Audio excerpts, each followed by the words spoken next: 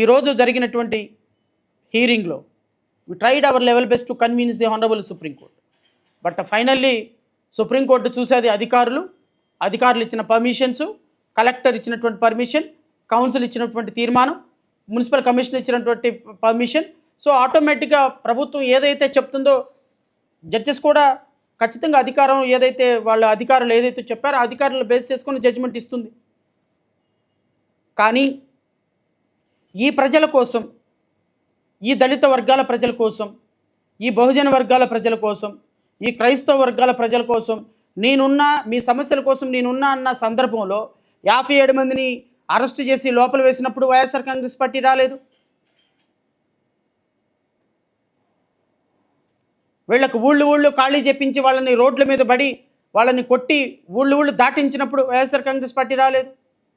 అక్కడ గొంతెనమ్మన గుడి రాత్రిపూట 400 మంది పోలీసులను పెట్టి కూల్చినప్పుడు వైఎస్ఆర్ కాంగ్రెస్ పార్టీ రాలేదు. అక్కడ ఉన్న దళిత బిడ్డల ఆత్మగౌరవాన్ని నిలబెట్టడానికి వైఎస్ఆర్ కాంగ్రెస్ పార్టీ రాలేదు. హైకోర్టులో మేము కేసులు వేసినప్పుడు వైఎస్ఆర్ కాంగ్రెస్ పార్టీ రాలేదు. సుప్రీంకోర్టులో కేసులు వేసినట్టు వైఎస్ఆర్ కాంగ్రెస్ పార్టీ రాలేదు.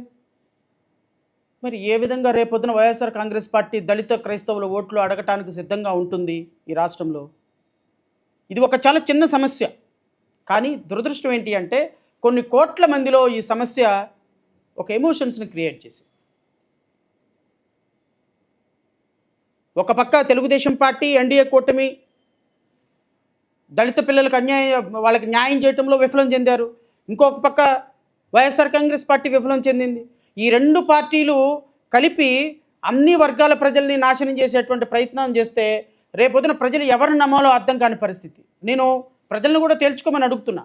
ఇలాంటి వ్యక్తులకు మీరు ఓటేద్దామంటే వేయండి, నో ప్రాబ్లం. ఈరోజు మీకు తన్నినా రారు, కొట్టినా రారు, పొడిచినా రారు, బళ్ళకు కట్టి ఈడ్చుకెళ్ళినా రారు, మృగాల్లాగా మిమ్మల్ని ట్రీట్ చేసినా రారు, మీ మీద కేసులు పెట్టినా రారు, మిమ్మల్ని రిమాండ్ పెట్టినా రారు, మీ గుళ్ళు పగలగొట్టినా, మీ గోత్రాలు పగలగొట్టినా, మీ ఇళ్ళు పగలగొట్టినా ఏ రాజకీయ పార్టీ వచ్చే పరిస్థితిలో లేదు.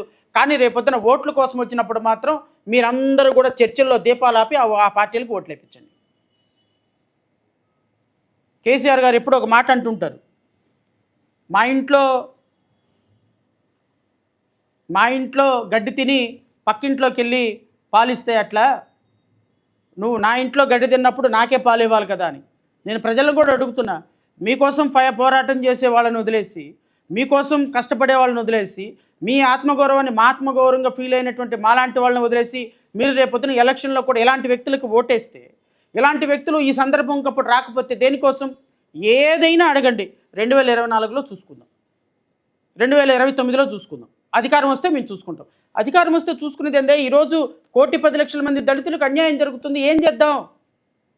ఈరోజు వాళ్ళ ఆత్మగౌరవం రోడ్డు మీద ఉంది, ఏం చేద్దాం? వాళ్ళ సమస్య ఎట్లా అడ్రస్ చేద్దాం? దగ్గర కూర్చోబెట్టి మాట్లాడదామా? ఏం చేద్దాం? ఏదో ఒక ఆలోచన చేయాలి. బట్ ఇష్యూ మాత్రం రగలాలి. మాకైతే మాత్రం వాళ్ళు రాజీకి వస్తానంటే లోకల్ రాజకీయ నాయకులు రానివ్వరు.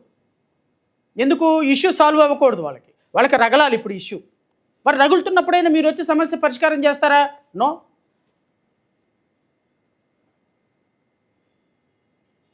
సో ఇది కుల మతాల కోసం జరిగిన సంఘర్షణ కాదు, 2 మతాల కోసం జరిగిన సంఘర్షణ కాదు. సో దయచేసి నేను అపీల్ చేస్తున్నా, ఖచ్చితంగా సమాజంలో అన్ని మతాలు గౌరవించబడాలి. ఈరోజు గొంతెనమ్మ గుడిని కూల్చి అక్కడ వేరే మతానికి ఒక టెంపుల్ కట్టడానికి సుప్రీంకోర్టు వరకు జరిగిన పోరాటంలో దళిత బిడ్డలు ఓడిపోలే. కానీ తాత్కాలికంగా దళిత బిడ్డలకి ఏదైతే దళిత బిడ్డలు మా గొంతెనమ్మ గుడి అంటున్నారో ఆ గొంతెనమ్మ గుడి ఉంది అన్న అంశాన్ని సుప్రీంకోర్టు ఒప్పుకోలేదు. సుప్రీంకోర్టు అక్కడ ఏదైతే రఘురామకృష్ణరాజు గారు మాట్లాడుతున్నటువంటి అంశాన్ని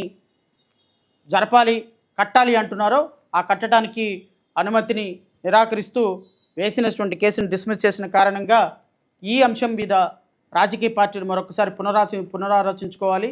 కేవలం దళితుల్ని, దళిత బిడ్డల్ని, వాళ్ళని ఒక ఓటు బ్యాంకుగా కాకుండా నిజంగా వాళ్ళకి సమస్య వచ్చినప్పుడు రమ్మని కోరుతున్నా. తప్పో రైటో ఒక వర్గం ప్రజలు మీకు ఓట్లేశారు. మీకు ఓట్లేసినటువంటి వర్గం ప్రజల యొక్క మనోభావాల్ని గౌరవించాల్సినటువంటి బాధ్యత మీకుంటుంది. వాళ్ళకి కష్టం వచ్చినప్పుడు వాళ్ళ దగ్గరికి వెళ్ళాల్సిన బాధ్యత మీకుంటుంది. అంతేగాని మాకు అధికారం వచ్చిన తర్వాత చూసుకుంటాం, ఇప్పుడంతా మీ సఫర్ మీ సావు మీరు చావండి అని అనటం రాజకీయ పార్టీలకి కరెక్ట్ కాదు. ఇదిగో ఈ సమస్యని దీన్ని ఎంతవరకు పరిష్కరించగలిగితే నేను నేను ఇప్పుడున్న రూలింగ్ పార్టీ కూడా అప్పీల్ చేస్తున్నా. మీరు అధికారుల్ని ప్రలోభపెట్టి అధికారులతోటి పర్మిషన్స్ ఇప్పించేసి, ఇదిగో మాకు ఇక్కడ పలానా టెంపుల్ గత కొన్ని సంవత్సరాల నుంచి ఉందని ఇప్పించారు, దీనివల్ల అదర్ సైడ్ ఉన్నటువంటి కొన్ని లక్షల మంది ప్రజల మనోభావాలు కూడా గాయపడ్డాయి.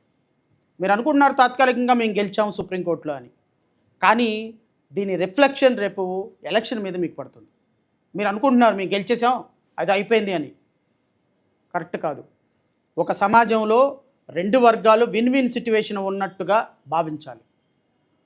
విన్ విన్ సిట్యువేషన్, ఆ వర్గం ఓడిపోకూడదు, ఈ వర్గం ఓడిపోకూడదు. వయా మీడియా వాళ్ళకి ఇద్దరు గెలిచిన భావన ఇవ్వగలిగినటువంటి ఒక అభిప్రాయాన్ని తీసుకురావాల్సినటువంటి బాధ్యత ప్రభుత్వం అంతే. నేను అలాంటి ఒక ప్రయత్నం చేశాను. ఎందుకంటే అక్కడ గొంతెనమ్మ గుడి కట్టించాలి, గొంతెనమ్మ గుడి కడితే బాగుంటుంది, అక్కడ పిల్లల మీద ఉన్న 58 మంది మీద 59 మంది మీద పెట్టిన క్రిమినల్ కేసులన్నీ ఎత్తేయించాలి, వాళ్ళకి భవిష్యత్తు బాగుండాలి, వాళ్ళ భవిష్యత్తు కోసం అక్కడ గొంతెనమ్మ గుడి కట్టించడం కోసం, అక్కడ పీస్ని రిస్టోర్ చేయడం కోసం, భవిష్యత్తులో అక్కడ హిందువులు దళితులు గొడవ పడకుండా చేసేటువంటి ఒక ప్రయత్నం చేశా. బట్ ఆధారాలు లేకుండా నేను మాట్లాడకూడదు, కానీ అక్కడున్న రాజకీయ నాయకులే వద్దొద్దొద్దు, ఏది జరిగితే అది జరగని, సుప్రీంకోర్టులో కేసు వెళ్లాల్సిందే, మాకు కావాల్సింది రాజకీయం, మా రాజకీయాలతోనే మేము గెలుస్తాం తప్ప, పోనీ ఆ రాజకీయాలతోనే గెలుస్తామన్న వాళ్ళు ఏమన్నా వీళ్ళకి సహకారం చేస్తారంటే ఒక్కనాడు కూడా రారు, ఒక్కనాడు రారు, ఒక్క సందర్భంలో రారు. వాళ్ళకి ఏదైనా అన్యాయం జరిగితే మళ్ళీ మేము వెళ్ళాలి, వాళ్ళకి ఏదైనా కష్టం జరిగితే మళ్ళీ మేము వెళ్ళాలి, వాళ్ళకి ఏదైనా ఒక రూపాయి పెట్టాలి అంటే మేము పెట్టాలి తప్ప, ఏ రాజకీయ పార్టీ అయితే రాజకీయాలు చేద్దామో అసలు సొల్యూషన్ వద్దు, దీనికి ఎట్టి పరిస్థితుల్లో రాజీ వద్దు అని చెప్పినటువంటి రాజకీయ పార్టీ ఎవ్వరూ కూడా వాళ్ళ సమస్య అంటే రారు. ఇప్పటికైనా నేను ప్రభుత్వాన్ని అప్పీల్ చేస్తున్నా, ఈ కేసు వల్ల గాయపడిన మనోభావాలు గాయపడితే దాని రిఫ్లెక్షన్ మీ ప్రభుత్వం మీదే పడుతుంది. దయచేసి ఈ రిఫ్లెక్షన్ని పడకుండా ప్రభుత్వం అనేది పూర్తి స్థాయిలో అక్కడ శాంతిని రిస్టోర్ చేయడానికి ప్రయత్నం చేయాలి అని మనస్ఫూర్తిగా కోరుకుంటూ, ఇంకా విలేకరు సోదరులు ఇంకా ఇది కాకుండా ఇంకా వేరే ఏదైనా అడగాలి అంటే యు ఆర్ వెల్కమ్.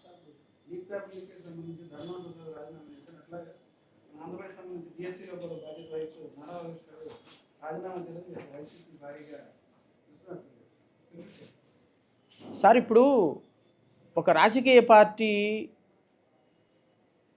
పాలకపక్షంలో నుంచి ప్రతిపక్షంలోకి వచ్చిన తర్వాత ప్రభుత్వాన్ని ఖచ్చితంగా డిమాండ్ చేయాలి. ఎందుకు డిమాండ్ చేయాలి అంటే, ప్రభుత్వం అనేది కొన్ని తప్పులు చేస్తూ ఉంటుంది కాబట్టి రాజకీయ పార్టీలుగా ప్రతిపక్షం తర్వాత నేను, నా తర్వాత ఇంకా చాలా రాజకీయ పార్టీలు అన్నీ కూడా ప్రభుత్వాన్ని డిమాండ్ చేయాలి, తప్పేం లేదు అది, ఎందుకంటే ప్రజాస్వామ్యం అంటేనే అది. కానీ కేంద్రంలో నీట్ ఎగ్జామినేషన్కి, రాష్ట్రంలో డిఎస్సి ఎగ్జామినేషన్కి టూ డిఫరెన్షియేట్స్ ఉన్నాయి. కేంద్ర ప్రభుత్వంలో నీట్ ఎగ్జామ్ జరిగినప్పుడు నీట్ ఎగ్జామ్ పేపర్ అఫీషియల్గా లీక్ అయింది, నెంబర్ 1. నెంబర్ 2, ఈ పేపర్ లీకేజీ సుప్రీంకోర్టు దాకా వెళ్ళింది.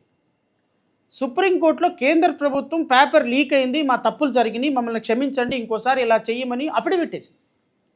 సుప్రీంకోర్టు ఎలాబొరేట్ విచారణ చేసిన తర్వాత పేపర్ లీక్ అయిందని కన్ఫర్మ్ చేసి, ఈ పేపర్ లీకేజీ భవిష్యత్తులో జరగకుండా మళ్ళీ ఎగ్జామ్ నిర్వహించడానికి సుప్రీంకోర్టు కేంద్ర ప్రభుత్వాన్ని ఆదేశించింది. నెంబర్ 4, ఈ పేపర్ లీకేజీ మా తప్పిదమే అని కేంద్ర ప్రభుత్వం ఒప్పుకుంది. ఈ పేపర్ లీకేజ్ వల్ల కొన్ని 10 మంది పిల్లలు చనిపోయారు. ఇది ఆ నేపథ్యం. ఇక్కడికి డిఎస్సికి వచ్చేటప్పటికి డిఎస్సిలో ఎక్కడ కూడా పేపర్ లీక్ అయినట్టు అనుమానాలే తప్ప ఆధారాలు. నెంబర్ 2, పేపర్ లీక్ అయింది అని ప్రభుత్వం ఎక్కడ ఒప్పుకోవాలి. నెంబర్ 3, డిఎస్సిలో అక్రమాలు జరిగినాయి అని హైకోర్టులో వైఎస్ఆర్ కాంగ్రెస్ పార్టీ కేసు వేసినప్పుడు ఒక్క ఆధారం కూడా చూపించలేదని మొదటి రోజే డిస్మిస్ చేసింది కేసు. హైకోర్టులో డిస్మిస్ చేసిన కేసులు వీళ్ళు సుప్రీంకోర్టు కూడా తీసుకెళ్ళాలి. నెంబర్ 3. నెంబర్ 4, ఈ రిక్రూట్మెంట్ జరిగి 1.5 year పైన అయిపోతుంది. నెంబర్ 5, డిఎస్సి స్పోర్ట్స్ కోటాలో పలానా వర్గం వాళ్ళకి కేవలం కమ్మ సామాజిక వర్గం వాళ్ళకి ఎక్కువ సీట్లు వచ్చినాయి, మిగతా వాళ్ళకి రాలేదు అని చెప్పి ఒక ప్రచారం జరిగినప్పుడు కాదు దాన్ని ఇమ్మీడియట్గా కౌంటర్ చేస్తూ గవర్నమెంట్ కూడా ఒక నోటిఫికేషన్ రిలీజ్ చేసింది ఎవరెవరికి ఇచ్చాము అని. ఈ సందర్భంలో ప్రతిపక్షం అబాస్పాలు అయిపోయింది, కొంతమంది కూడా అబాస్పాలు అయిపోయారు. నేను డిఎస్సి మీద మాట్లాడడానికి కారణం ఏంటి అంటే, మనం ఒక ప్రతిపక్ష పార్టీగా ప్రభుత్వం మీద ఏదైనా ఒక ఎలిగేషన్ చేసేటప్పుడు ఫస్ట్ మన దగ్గర కనీసం ఒక ఆధారమైన ఉండాలి, ఆరోపణ కాకుండా. ఎందుకంటే ఆరోపణ కాకుండా ఆధారం లేకుండా ఆరోపణ చేస్తే ప్రజలు నమ్మే పరిస్థితిలో లేరు, కోర్టులు కూడా నమ్మే పరిస్థితిలో లేదు.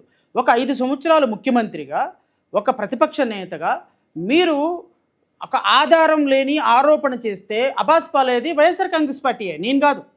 నన్ను అడిగారు చేయమని, నేను పెట్టనని చెప్పి. ఎందుకు పెట్టనన్నాను అంటే, నాకు ఒక ప్రాథమికమైన ఆధారం ఇవ్వండి. ప్రాథమికమైన ఆధారం ఇస్తే దాన్ని నేను మీద ఖచ్చితంగా నారా లోకేష్ రిజైన్ చేయాలని డిమాండ్ చేస్తాను, డిఎస్సి నోటిఫికేషన్ సెటిస్ఫైడ్ చేయాలని చెప్తాను. ఎవరు అడుగుతారు? అంబటి రాంబాబు గారు అడుగుతారు, పేర్ని నాని గారు అడుగుతారు, జగన్మోహన్ రెడ్డి గారితో. ప్రతిపక్ష నాయకులుగా మీరు గౌరవ ముఖ్యమంత్రి మా మంత్రుల స్థానంలో గత 5 సంవత్సరాలు పరిపాలన చేసినప్పుడు మీకు ప్రాథమికమైన సమాచారం లేకుండా మసిగుడ్డగాల్చి మొక్క మీద పడేస్తే, ఖచ్చితంగా మసిగుడ్డగాల్చి మొక్క మీద పడేస్తే ప్రజలు అనే వాళ్ళ దగ్గర నుంచి అప్రిసియేషన్ రాదు. ప్రజలు అనేవాళ్ళు రేపొద్దున డిఎస్సీల అక్రమాలు చూపించండి అన్నారనుకో, ఏం సమాధానం చెప్తారు? ఒక్క సమాధానం కూడా లేదు కదా. సో ఇప్పుడు మనం మంత్రిని రాజీనామా చేయమని అడగటం, నేను అదే అంటున్నాను, స్పోర్ట్స్ కోటాలో అనర్హులకు ఇచ్చారు అని చెప్పాల్సింది ఎవరు అంటే, స్పోర్ట్స్ కోటాలో అనర్హత ఉన్న వాళ్ళు కేసు వేసారా లేదా? ఇప్పుడు సింపుల్ లాజిక్ సార్, ఒక 10 లక్షల మంది డిఎస్సి రాశారు, అందులో 16,000 పోస్టులు వచ్చినాయి, 9,84,000 మందికి పోస్టులు రాలా కదా, అందరికి రావు కదా. ఈ 9,84,000 మందిలో ఒక్కళ్ళ దగ్గరికి వెళ్ళి డిఎస్సి ఎలా జరిగిందంటే డిఎస్సి అంతా అక్రమాలే అంటాడు.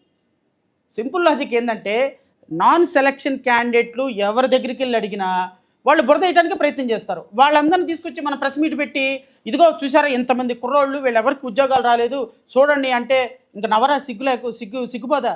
సో ఒక ప్రతిపక్ష నాయకుడిగా మాజీ ముఖ్యమంత్రి హోదాలో ఒక ప్రెస్ మీట్ పెట్టేటప్పుడు ఒక ఆధారం లేకుండా ఒక మంత్రి రిజగ్నేషన్ అడిగేటప్పుడు నేనేమి ఈ ప్రభుత్వాన్ని సమర్థించటం. మీకు ఇంకొక మాట చెప్తా, మీరు అడిగారు కాబట్టి నేను చెప్తున్నా. గత ప్రభుత్వంలో మాజీ ముఖ్యమంత్రి గారు వైఎస్ఆర్ కాంగ్రెస్ పార్టీ ప్రభుత్వంలో నాకు తెలిసి ఒక డిఎస్సి కూడా వేయాల. వాళ్ళు వేసినటువంటి డిఎస్సి ఏంటి అంటే, అది కాదు ఒక డిఎస్సి వేశారు. ఆ డిఎస్సి ఏంటి అంటే, వాళ్ళు వేసిన డిఎస్సి అది కూడా క్యాన్సిల్ అయిపోయింది. జీఓఆర్టీ నెంబర్ 56 ద్వారా, జీఓఆర్టీ నెంబర్ 40 ద్వారా మొత్తం ఎన్ని పోస్టులకు వేశారంటే 6,100 డిఎస్సి పోస్టులకు వేశారు. 6,100లో second grade teachers 2,000, school assistants 2,060, principal AP model స్కూల్లో 15, పీజీటీ, టీజీటీ, ప్రిన్సిపల్స్, పీజీటీస్ గురుకులం, పీజీటీస్ దీంట్లో 118, 53, 4, తర్వాత ట్రైన్డ్ గ్రాడ్యుయేట్ టీచర్స్ 386, తర్వాత పోస్ట్ గ్రాడ్యుయేట్ టీచర్స్ 81, ఇలా మొత్తం 81, 71 మొత్తం చూసుకుంటే 6,100 పోస్టులు వేశారు. ఏది? డిఎస్సిలో. జీఓఆర్టీ నెంబర్ 56 డేటెడ్ 9/2/2024లో వేశారు వైఎస్ఆర్ కాంగ్రెస్ పార్టీ గవర్నమెంట్. దురదృష్టం ఏంటి అంటే, ఈ 6,100 నోటిఫికేషన్ హైకోర్టు క్యాన్సిల్ చేసింది. హైకోర్టు క్యాన్సిల్ చేయడానికి కారణం ఏంటి అంటే, మేము వేసినటువంటి రిట్ పిటిషన్ నెంబర్ 4955/2024 అని గత ప్రభుత్వంలో ఈ 6,100 పోస్టుల్లో సుమారుగా 2,000 పోస్టులు ట్రైబల్ ఏరియాలో ఉండాల్సినటువంటి పోస్టులు షెడ్యూల్ ఏరియాలో పోస్టులు తీసుకొచ్చి దీంట్లో కలిపారు. దీనికి మేము హైకోర్టుకి వెళ్ళాం. 86 మంది పిల్లలు హైకోర్టుకు వచ్చారు. హైకోర్టుకు వస్తే ఈ 2,600 పోస్టులను దాంట్లో నుంచి ఎక్స్క్లూడ్ చేసేయండి అని హైకోర్టు డైరెక్షన్ ఇచ్చేసింది. ఈ 6,100 పోస్టులో 2,100 పోస్టులు నోటిఫికేషన్ నుంచి బయటకు తీపిచ్చేసాం మేమే. సో దాని తర్వాత ఈ నోటిఫికేషన్ క్యాన్సిల్ అయిపోయింది. సో ఈవెన్ మాజీ ముఖ్యమంత్రి గారు 2019 నుంచి 24 వరకు వేసినటువంటి పోస్టుల్లో సుమారుగా ఒక్క డిఎస్సి పోస్టు కూడా తీయకపోగా 16,000 పోస్టులు తీసినటువంటి ప్రభుత్వాన్ని విమర్శించడం అనేది కరెక్ట్ కాదు అనేది నా ఉద్దేశం. నెంబర్ 2, విమర్శించవచ్చు, ఎప్పుడు విమర్శించవచ్చు అంటే నిజంగా తప్పు చేసినప్పుడు విమర్శించవచ్చు. ఇప్పుడు ఇంకోటి మాట కూడా చెప్తా. ఈ ఈ ఈ ఈ మొన్న తీసిన 16,000 డిఎస్సి పోస్టుల్లో 2,800 పోస్టులు మళ్ళీ నాన్ ట్రైబల్కి సంబంధించిన పోస్టులు దీంట్లో కలిపారు. ఈవెన్ ఈ ప్రభుత్వం కూడా ట్రైబల్ పీపుల్కి అన్యాయం చేసింది. ఈ 2,100 పోస్టులను తీసేయమని హైకోర్టులో కేసు వేసాం, అది పెండింగ్ ఉంది. ఇప్పుడు బహుశా ఇంకొక 2-3 నెలల్లో అది కూడా విచారణ జరిగి బయటికి ఆ పోస్టులు కూడా బయటకు వస్తాయి. ఆల్రెడీ ఫిల్ అయిపోయినాయి, కానీ మరి వాళ్ళు ఎలా కాంపన్సేట్ చేయాలో చూడాలి. నేనేమంటానంటే గత ప్రభుత్వం తప్పు చేసింది, అదే తప్పుని ఈ ప్రభుత్వం కూడా క్యారీ ఫార్వర్డ్ చేసింది. గత ప్రభుత్వం 6,000 పోస్టులు 2,000 పోస్టులు పెట్టింది, ఈ సంవత్సరం 16,000 పోస్టులు 2,000 పోస్టులు పెట్టింది. సో ఈ పోస్టులు ట్రైబల్ ఏరియాకి సంబంధించిన పోస్టులు దీంట్లో పెట్టడం అనేది హైలీ ఇరెగ్యులారిటీ. సో నేను మాజీ ముఖ్యమంత్రి గారికి కానీ లేకపోతే ప్రతిపక్ష నాయకులు కానీ వాళ్ళకి చెప్పేది ఏంటి అంటే, ఢిల్లీలో ఏదో ఉద్యమం జరిగింది కదా, అక్కడ ఆయన రిజైన్ చేశాడు కదా, ఇక్కడ కూడా విద్యాశాఖ మంత్రి రిజైన్ చేయమని కేవలం పొలిటికల్ స్టంట్ కింద అడిగితే అడగండి, తప్పేం లేదు, దానికి no doubt, you have every right. Even నాలాంటి వాళ్ళని కూడా డిమాండ్ చేస్తాం. కానీ నేను డిమాండ్ చేయాలి అంటే, నాలాంటి వాళ్ళని కొంచెం మాట్లాడాలి అంటే, వాళ్ళతో గొంతు కలపాలి అంటే మాకు ఒక ప్రూఫ్ ఉండాలి. ఆ ప్రూఫ్ లేకుండా ఊరికే గాలిలో మాట్లాడితే మాత్రం డిఎస్సి అక్రమాలు జరిగినాయి, అన్యాయాలు జరిగినాయి అని ఊరికే మాట్లాడటంలో ఉపయోగం లేదు. అట్లాంటి వాటి వల్ల రేపొద్దున నిజంగా ఇంకొక రిక్రూట్మెంట్లో అన్యాయం జరిగిందనుకోండి, ఆ రిక్రూట్మెంట్లో అన్యాయం జరిగినప్పుడు నిజంగానే ఆధారాలు తీసుకెళ్ళి ప్రజల ముందు పెడితే ప్రజలు నమ్మరు. సో అందుకని మనం మాట్లాడే మాటకి ఒక క్రెడిబిలిటీ ఉండాలి, మనం చేసే ఎలిగేషన్కి ఒక ఆధారం ఉండాలి. ఆధారం లేకుండా ఇలా ఎలిగేషన్లు చేయటం వల్ల మన క్రెడిబిలిటీ పోతుంది తప్ప ఇంకా వేరే ఏం కాదు. సో డిఎస్సికి సంబంధించినంతవరకు పోరాటం చేసేటప్పుడు గౌరవ మాజీ ముఖ్యమంత్రి గారు ఇంకొకసారి క్రాస్ వెరిఫై చేసుకొని ఆయన ఎనర్జీస్ వేరే ఏదైనా అంశం మీద పెడితే బాగుంటుందనేది నా ఉద్దేశం. Thank you.